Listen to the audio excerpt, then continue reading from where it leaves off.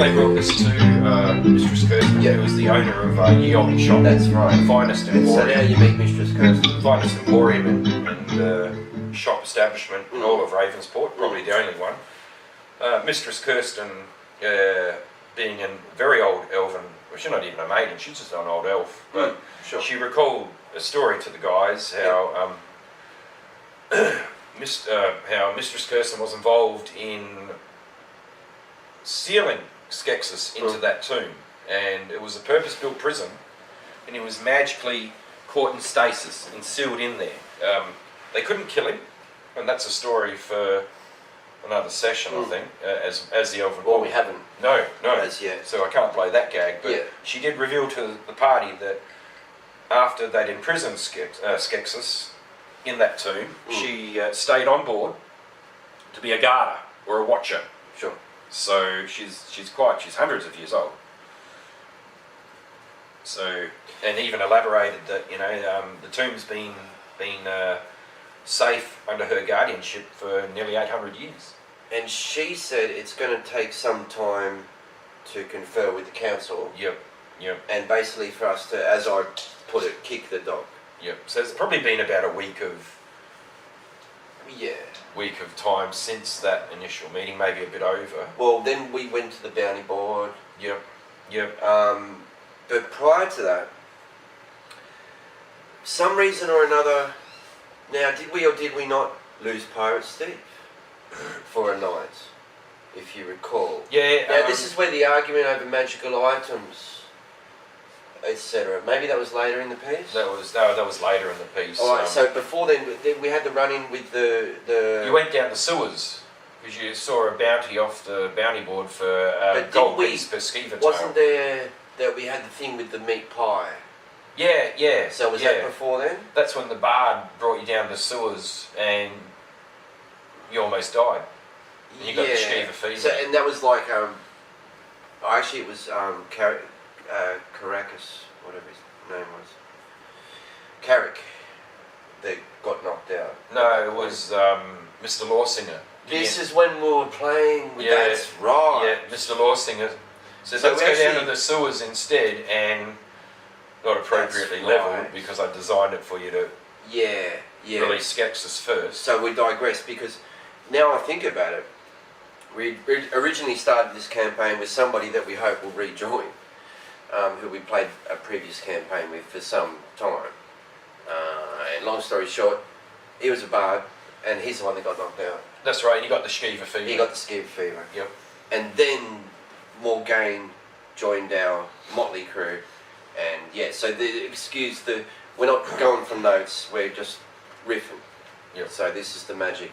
Yep. So you investigated the sewers for a little bit, and that's where, after defeating some skeevers, Pirate Steve still thinks they're too small to be skeevers, really.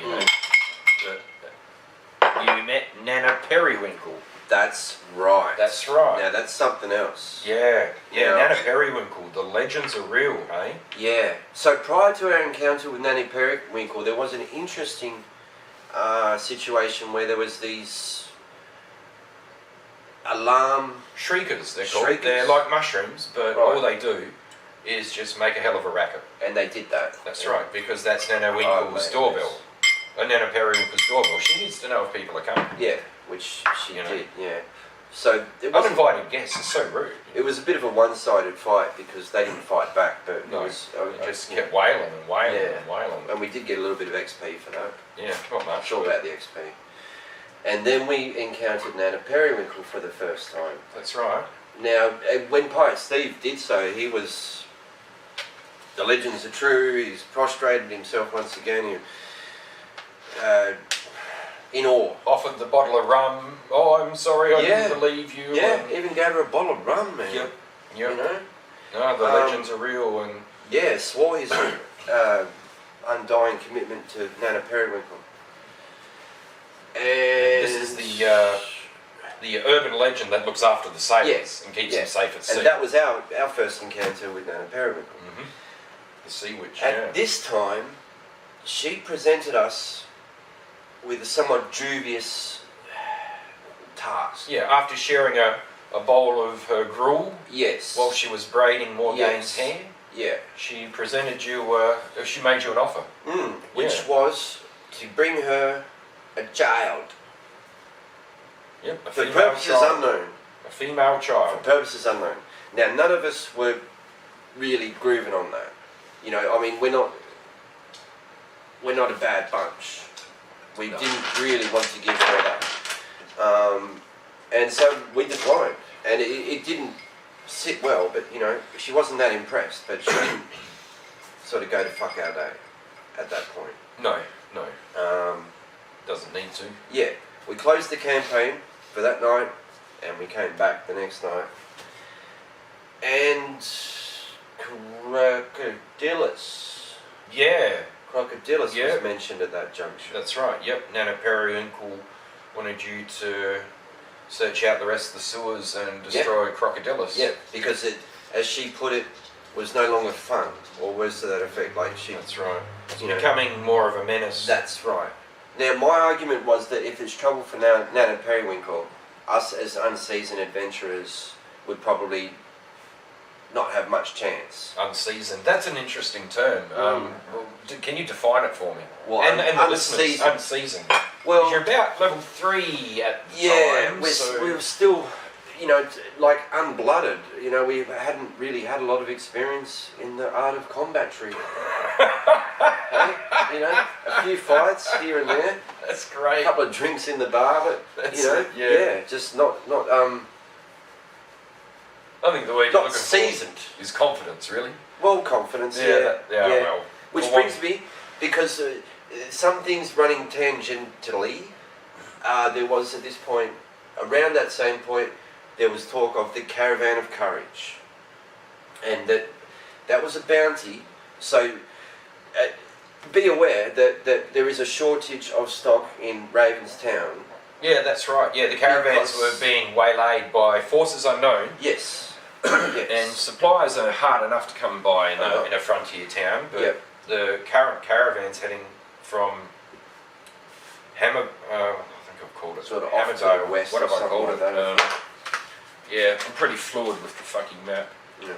Hammerdale is the town many leagues to the east of Ravensport. And it started off initially, a few of the caravans weren't getting through to the point where the merchants were too scared to take the trip. So resources are being strangled. Prices are at a premium. Yep. We're paying high prices for things. Oh yeah, and there's a shortage, you know, that we couldn't get bowstrings, etc. Yeah, just like in the real world, you know. Yeah. Supply and demand. So that's something that for a while now we've been wanting to address, because obviously to have more stock available and better prices. But at that point, Mistress Kirsten said that it perhaps would be above our pay grade. Well, without letting any gags and just letting the viewers know, I'll just slot in that they're not ready at level 3 to fight a CR5 monster. It'd just kill them. Okay, so there's your answer That's there. right, that's the answer. So we've had the warning for some time now. I think she advised against it. She said...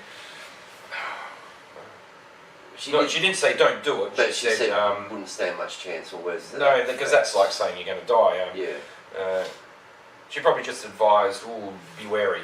She thinks that's. So if I think the analogy was, if what was stopping the caravans is enough to stop the caravans plus the hired mercenary guards, then right. That was it. Yeah. Yeah.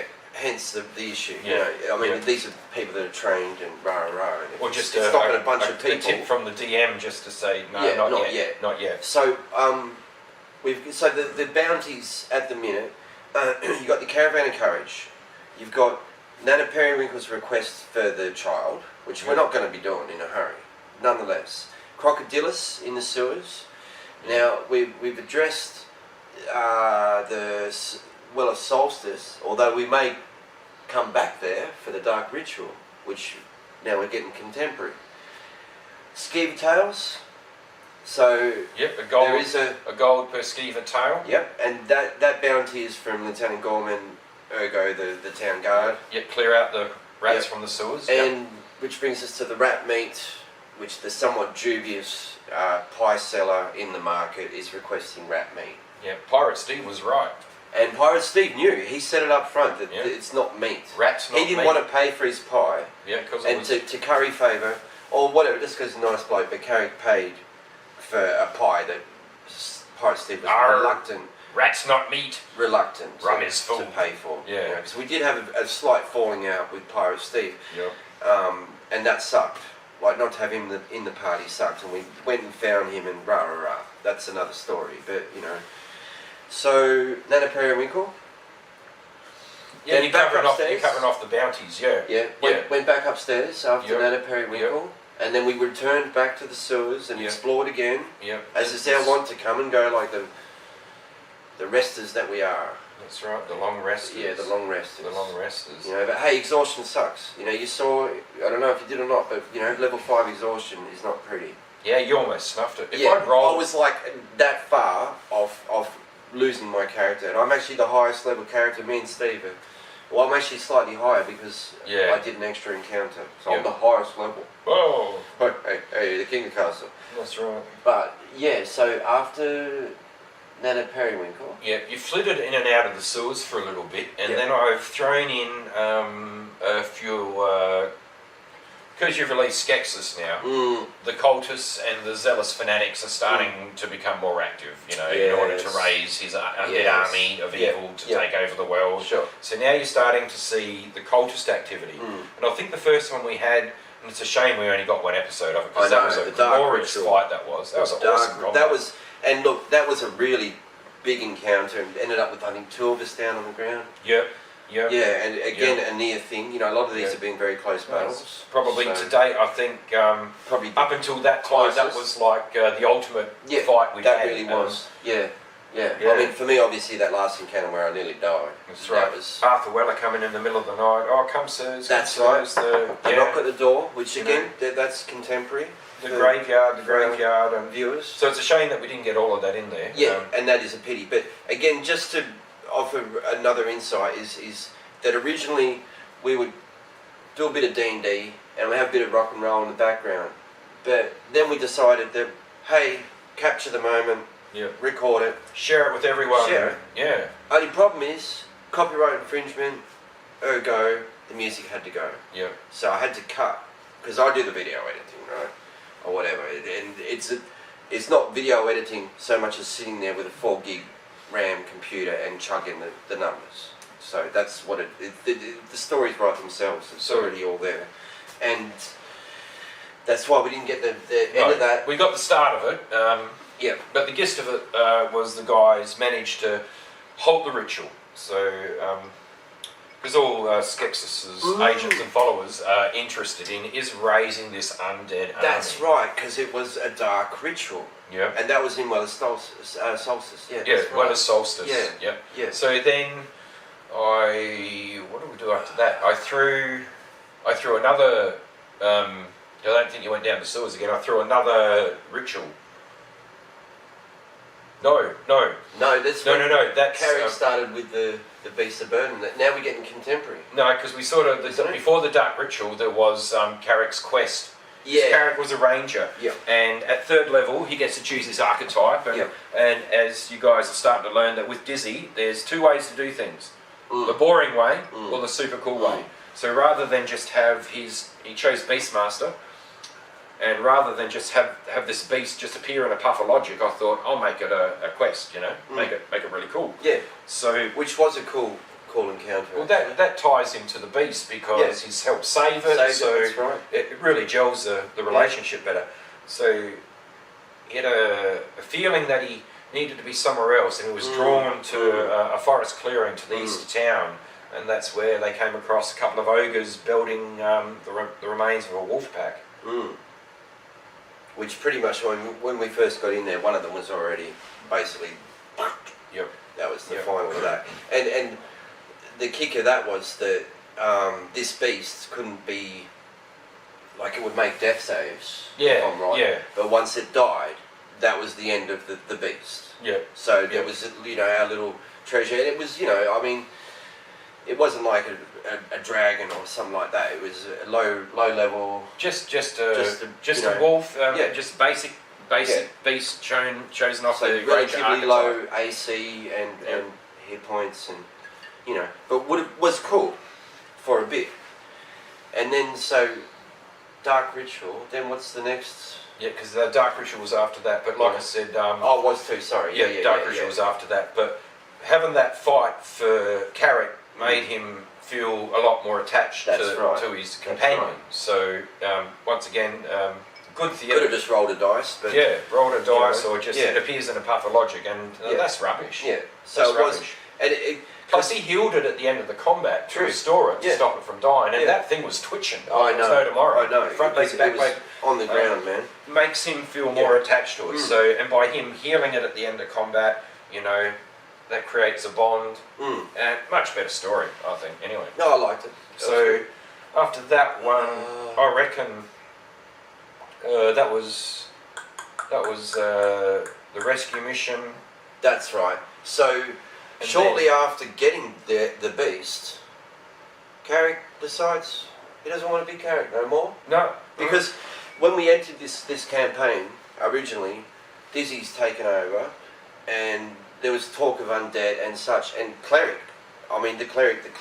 What a mighty fucking wow! What a great it was mentioned in session 0 that I love undead monsters. Yeah. So we're going to take even as a DM from when we used to play, when I used to play back in first edition, second edition, loved undead monsters. Loved them, and even explained in session 0 that this campaign has got to have undead in it because I love it. Yeah. I love it. They're filthy. So we had the heads up. So they knew. I thought at least one of them, you got to run a cleric. would run a cleric. You got to, and they're just so awesome. Now I thought that Tom was going to run the cleric, so I just went, all right, well I'll go paladin because I love paladins, but I was going to pick a cleric because they're OP, and especially if we got undead. I just thought that he was going to take a cleric, and I assumed he was too. I even thought he said words to set effect. Yeah, he threw us all a 6 when he picked a ranger of all things. Rocks up to session 1 with the ranger, and we're just like, what the fuck? But we worked with it, and it was sort of pretty cool because you got the ranger, you got your wizard, and you got your paladin. So the meat shield's there, and don't forget, good fun. You got Pirate Steve. Oh, and Pirate Steve. You get Pirate Steve. That's the bonus. So you got 2 meat shields. Well, he's not meat shield. Oh, wow, what a term of endearment that is. 2 up close. I fight better with friends. He fights better with friends. Yeah. So I'm technically meat shield, and my mate next to me, the mighty Pirate Steve, and we all hate the Pirate Steve fan club. Yeah. I'm the biggest fan. Me and Pirate Steve, we're like that, man. We're just. Well, you are Pirate Steve's only friend in Ravensport. True friend, True friend. Yeah. And friend. Always. Anyway, digress. So Carrick decides, no, I'm not going to run with a level 4 ranger now because you've only just gone up a level. Yeah, like level 4, man. You and Pirate Steve and Carrick, level 4, and you're like, nah, I'm not going to do this anymore. Want to roll the cleric, and it's like, yeah, that's cool. You can retire, Carrick. Yeah. But I'm not going to have there's this. No coming and going. There's no this week it's revolving door PCs. It's like nah, you retire this guy and he's gone until a new campaign comes up. Fair too. Yeah, fair enough. Yeah. And I said to Tommy, like, you can roll this dude up, but it's going to be level 1, and I'm not changing the DOD. All right, the encounters are what they are. Yeah, that's it. So and he was happy to do so. So what's basically, long story short, of somewhat the situation is that, so there's me. I've started the campaign, like with this character. Pirate Steve has come along and only missed like 1 fight. Well, he followed you after. Remember Carrick, and we're going back now. I know we're jumping to and fro on the timeline, but please bear with us. You'll be worth it in the end. He did follow you that night after Carrick told him, because he was following around like a fart in the phone box, and Carrick said, "What are you doing here?" And he's like, "I'm just following you." And he's my friend. Remember, he no, fuck off. And he went, that's right. Carrick told him to fuck off. And he man. never forgot that, Yeah, the silver tongue of Carrick. Yeah, again. How to win friends and influence people. Should have read Dale's book, Sure, but he's come good. He's but he did follow you to the cemetery, and he watched, and he laughed so hard when that's right. Carrick tried to climb the wall and fell when you're trying to run away. Because Pirate Steve, it turns out, what do you know? He's a lockpick. What do you know? So I didn't tell you that.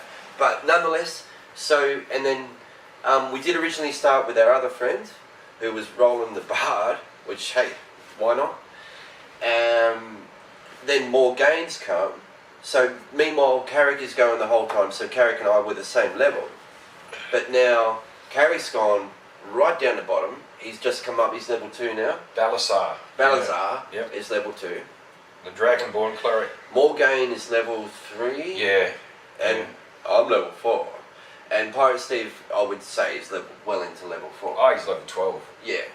So there you go. Not really, no. So the team itself is somewhat tiered. So when we're encountering these battles, and as the Dungeon Master stated, the DoD has not been altered. No. So just bear that in mind. That no, I'm not rewriting stuff just because someone wants to. There's some lower level characters, but then again, there's they're going to have to grin and bear it. And look, and he's done it because it's holding his own. And once again, boring way. Oh, we go to the Rat and Cheese, and there's a dude in the corner in a table. Oh, hello, mate, come join us. Yeah. Which boring. Brings us to that's the rescue mission. Super boring. The rescue mission, which you've witnessed. Yeah, and if you haven't watched it, it's a great episode. Oh, you should. What a great way to introduce a new PC, other than naked, bound, with a ball. Like, dude, roll your guy up, Yeah. kit him out with all the gear, and then when he first meets the guys, nothing. He's tied down to an altar. Can't even cast a spell. No, Bounds. ready to get his head smashed down with at the mercy of a fucking maul. Yeah. And if we didn't, I'm gathering, if we didn't stop the wizard, that he would have maybe got his head lopped off. He was going to crown him king for sure. There you are, king of the castle before he even started. Oh, would have been a complete new. And that was a great, there's ways to introduce characters. The tension, I thought it was great. Yeah, and that's why I was saying, hit the wizard. Hit that wizard, man. And Pirate Steve, again, Pirate Steve. Oh, that was a great way to finish that off. And look, I'm not a fan, of Pirate Steve being the hero, because you guys are meant to be the heroes. Oh, man, I happily. The magic missile to cane the guy. That was gold. Kaz was unfortunate. That was gold. Morgaine didn't a few more bits of damage, and it would have been alright. But Pirate Steve, bzzz, with the magic missile, and then stab some dude and stab the other guy, and I hate this. Our Lord and Saviour. Pirate Steve fan club. Look, sometimes the NPCs shine. Really, Pirate Steve is just shits and giggles. Really, but hey, he's the life of the party. So that's how Balazar came to be. Yeah. And I got a real feeling the next fight we did was the ambush I'd designed. After that, because the Johnny Bush. Yeah, Johnny's ambush. Right. Yeah, it was. Well done, Johnny. I loved it. As we limped back to have our little long rest, as we do, bear in mind there was degrees of exhaustion, etc., and you're running 4 levels of exhaustion. Yeah. And did Pirate Steve not mention a long rest, a camp out overnight? And again, Pirate Steve has volunteered the information, and at least we had a short rest, because I'm lucky to be standing here now to this day, as that was death.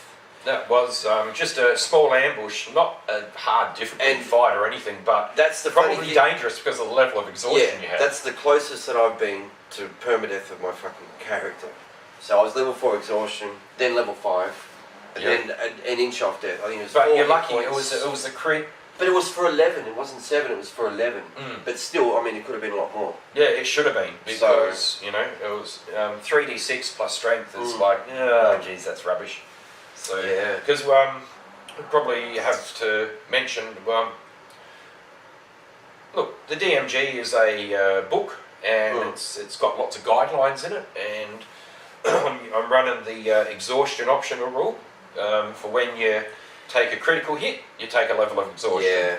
When you get knocked to 0 hit points, you take a level of exhaustion, and if you fail a death saving throw by more than 5, you get a level of exhaustion. Yeah, I think it's simulates. Yeah. Yeah. So again, that penalty. It's not that we're just grooving the long rest. That has been a factor in our campaign, and initially, to the point where another variation that Dizzy did is that we rolled at disadvantage against the undead that we first encountered. Yeah, the horror factor. Yeah. And so all our rolls were I've not really impressed that upon you past the rule, past the Weller solstice. Yeah, but that was a thing. Yeah. And that, I mean, disadvantage, you're low level already. Well, the horror factor was just to represent. Very cool. It's just like horror movies. Makes your skin crawl, jump scares, yeah. you know, like you've come across an undead monster, you've heard the stories when you were children to scare you to sleep, whatever, but to see something in real life and to get your, you know, my God, this thing should be dead, and to get your head around it. It makes sense. It does make sense. Makes sense. But then too, one could argue that after continuous exposure, one would become seasoned. Well, the difficulty check rating goes down, but nonetheless, so that was interesting to start off with. But running with levels of exhaustion. It has, I mean, I'm always, as my character, I'm somewhat trepidatious. So I'm always the first to put my hand up and offer the long rest. But after we come off the back of the last campaign that we did with our other chap, sort of starting to try to get got to embrace the short rest. Yeah, and get really the pace on a bit. Just marshal your resources. You know. Yeah, so I've become more mindful of that. Rah. Yeah. But then the exhaustion has been a factor. So, that's true. Well, look, I still like the rule. Yeah, no, it's good. I still like the rule. It adds an extra, you know, and a touch of realism. I think so. Not only that, it adds more tension. Yeah.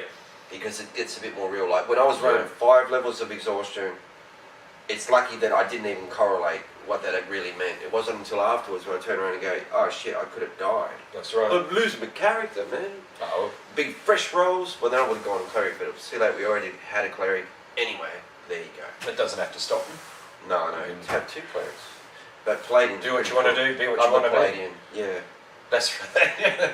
That's how it goes. Yeah. Ooh. And then, which brings us round, so the ambush. The Johnny Bush. The ambush, Johnny Bush, is that what you're calling it? Oh, it's Johnny Bush. I had the impression that you weren't really impressed with that. Look, I was impressed, except I nearly died. You were impressed with the concept or the idea. I liked it, but I nearly died. Because that was like 3 CR2 dudes, you know, and the other evil cleric guy just, you know, they think it's you guys, they're not sure. Yeah. You're in the area. Yeah, the master knew it. Okay, off we go. We'll let the rest of the cultists know it's the bloody Forsaken again. No, I enjoyed it. And I survived. I thought because even after I dropped a couple of hints about, I'd camp out here. Well, shit. And you still went ahead and I thought, well, I'm still running this fucking encounter. What are you going to do? I'm still running the encounter because I thought it was great. It happened and it was a happening thing. Yeah. And it happened to you almost. Yeah, I know. Oh, wow. So you limped home. Yeah, and the king of the long rest. Yeah. How you go? All of his. Yeah. How you go? So back to rat and cheese. Back to 5 days of kicking the dog, which is what it took to shake off 5 levels of exhaustion. And in that time, we saw Mistress Curse. Yep. Kicked the dog. Yeah. What else did we do? At that point? You went and talked because the blacksmith. That's right. Sorry, which brings us round to the blacksmith. Bjorn Kegsculler. Bjorn Kegsculler, yeah. So when we met Bjorn Kegsculler, the situation is that there's like a family mine, and correct me if I'm wrong, but Dizzy ain't here. So family mine, and there's some trouble there. He's got no supplies. So I was lucky. I had some battered helmets and stuff I wanted to get rid of, which the party wanted to get rid of. Sold it to him. Asked for money, as I do. Carrick wanted to just do it for the love of God and the love of Pete. And to help the dwarves, but did say that the cousin would offer a small bounty. I think it might have been the sum of 500 gold to facilitate rescuing the mine. Liberating the mine. That was basically the situation, wasn't it there, Dizzy? Oh, wow, the cousin would offer a bounty of like 500 gold or whatever. You needed some inducement, and I get that, Bjorn did say that, nothing's, you can't buy the friendship of a dwarf, you know. Because an enemy of the dwarf is an enemy for life, even generations after. And Balazar was all for let's do it for the love of God. No, I believe some inducement was required. But there was inducement offered. Yeah, definitely. And accepted, So Bjorn Kegsculler is the blacksmith in Ravensport, and his cousin is the owner of a mine, a dwarven mine, about half a day, a day's travel outside of Ravensport in the hills, in the Iron Hills, so to speak. And they were chased out of their mine, surprisingly enough, because of the dwarves, by some fell beastie that shall remain nameless to promote more interest. And Bjorn has tasked the players with, can you help us out? Me and my cousin. His forge is sadly not running at the moment because he's run out of basic materials. Now, Bjorn, besides smithing for all and sundry, he does do smithing and repair work for the town militia as well too. So there's always that tie-in, and yeah, he really beseeched the players to help him and his cousin out, and there was an inducement of some money. Yeah, so I think it was like 500 gold. Or A small which inducement. is, you know. But then again, look, whilst we're talking about treasure and about money, yeah. I kind of feel that you guys think I'm trying to squeeze you out of every cent that you get. Not really, man. Well, it's not, to me, it's not really a huge focus because, like, healing potions, torches, rations, and then you like the ultimate to get another level up of armour. But that's, I mean, I'm much the same as Carrick. Like, I'm always pushing for a haggle. Yeah. Just because I'm a mean bastard. Alright. And I'll haggle, you know, I don't buy shit full, I haggle. Because, like, personally, look, you know, lots of things treasure. Gold, I think there gets a point to when, you know, you've got, let's pick a number. Let's pick a number. Yeah. Let's say 1,000 gold pieces, right? What does that really do for you? Well, that's what I mean. What am I going to do with it? Other what does than it do for you? Another, you know, Yeah, you know, let's say you're running the best army you can buy anyway, that's and, you know, exactly what I'm trying to say. and unless you, I want to have a fort or a castle or some BS, I'm really not worried fine about antiquities or lovely artwork, no, or I love that worried. vase, you know. No. What does it really? No. What does it really mean? It's just, for me, it's the thrill of the hunt. Yeah. I'm a haggler. So. And you know, in the game, that's comes out in my. Yeah. I'm always gonna. Haggle. Yeah. So I always thought. That's why I don't want to pay the 1 gold to get in Weller's Solstice. It's not that I don't. You know, like you see, I buy rum for Steve. I don't give a shit. Yeah, but that's different. Steve's your mate. Yeah, I know. I know. But I'm still going to go for the haggle. Oh yeah. But I'm not going to wants haggle. a bargain, Go. Oh well, you're going to do it for 5 silver, mate, for the rum. You know, like, all right, Steve, have your gold. That's my opinion. Is Take that the gold piece. it's of limited worth. Money is only what you can buy with it. Look at the situation we got in Ravenstown, where they just don't have the stock. They just haven't got, and the prices are at premium. Right. You know, like I would like the next level up armour because I'm a paladin. So well, maybe if you know, the guys go along and you manage to sort out what's happening in the dwarven mine. Well, then there'll be some gold. Yeah. You know, there will be some gold. But kindly, like, I mean, for instance, Morgaine wanted 2 healing potions, not 1 but 2, and Pirate Steve wanted 1, which is fair enough. Carrick quite happily went without, and Sir quite happily went without, and we contributed party funds, and I contributed personally from my own purse.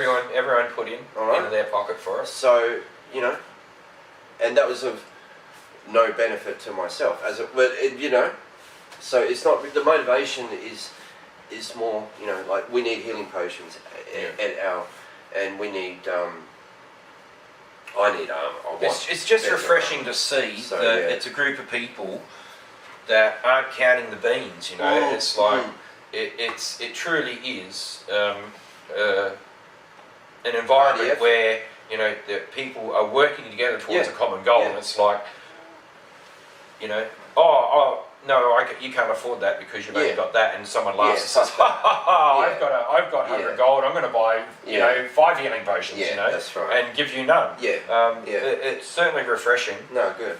To have that environment where people are working together towards a common goal. That should be, you know, and if someone has to pull out of their pocket, they're quite happy to. And Pirate Steve has carried that throughout the whole, you know, he's gone without several times, and you know, like, in all fairness, he needs to have a potion, that boy. You know, it's only fair. So, which brings us round, so then we went to the mine. Yes, you accepted the contract, and, Yep. and even I believe had a drink to seal the deal a couple of That's times. right, Yeah. and there might have been some retching involved. Yeah, someone. For one. Yeah, you got to be careful of the dwarf. Which was dwarf a surprise spirits. that the Dragonborn is the one that threw up. Yeah, dwarf spirits not to be toyed with. Yeah, and the Fair and Maiden surprisingly just enough, sculled it. Yeah, Right. the Fair Maiden Yeah. drank it quicker than Pirate Yeah. Steve. So, and then we went to the mine and we met Dirk and Dolly Dolly. Oh, the Etten, Dolly. yeah. Tuesday night, D&D, game on.